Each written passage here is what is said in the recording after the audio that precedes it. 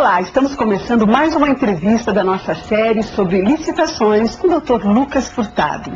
Dr. Lucas, deveres e obrigações das partes. O que é que nós temos que saber sobre a responsabilidade do contratante, que é a administração pública, e do contratado, e também dos seus deveres? Nós já tivemos a oportunidade de conversar em outro programa que a administração pública assume uma posição de supremacia, que a lei de licitações e dos contratos administrativos põe a administração pública em uma posição de supremacia. Vale dizer, a administração pública possui uma série de direitos em relação ao contratado. Agora, apesar dessa relação um pouco desigual, e essa desigualdade favorece a administração pública, tanto a administração pública contratante quanto o particular, empresa contratada, tem suas obrigações e tem seus direitos. A obrigação das partes, de ambas as partes, executar o contrato. Normalmente, os contratos administrativos são as compras, né? Os contratos mais frequentes, mais comuns, são as compras, ou o fornecimento, o serviço e as obras.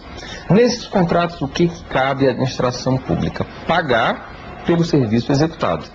Então, a obrigação básica da administração pública é, conforme definido no contrato, efetuar os pagamentos nas datas aprazadas, não é isso? Nos valores corretos. Quando houver cláusula de reajuste, reajustar o contrato. E a obrigação básica do contratado é executar, vale dizer, entregar os bens, fornecer os bens, prestar o serviço, executar a obra. Então, as partes têm suas obrigações e têm seus direitos. Agora, o que nós temos de observar é o seguinte: de uma forma geral, ainda que a administração pública dê alguma atenção às licitações, a administração pública normalmente, infelizmente, não dá essa devida atenção à execução dos contratos.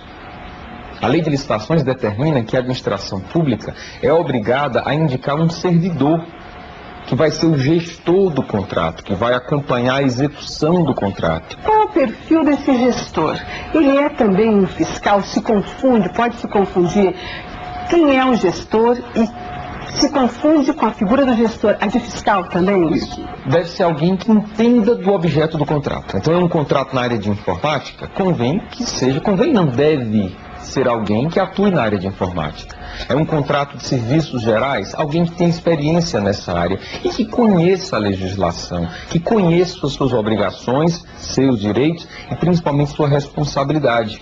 Porque o que nós temos visto ultimamente é o seguinte: várias empresas inidôneas aproveitam-se do fato de que a administração pública não confere, não dá a esse gestor do contrato, a esse servidor que deve acompanhar a execução do contrato, instrumentos necessários à execução dos seus trabalhos. Então, onde que muita empresa ganha dinheiro?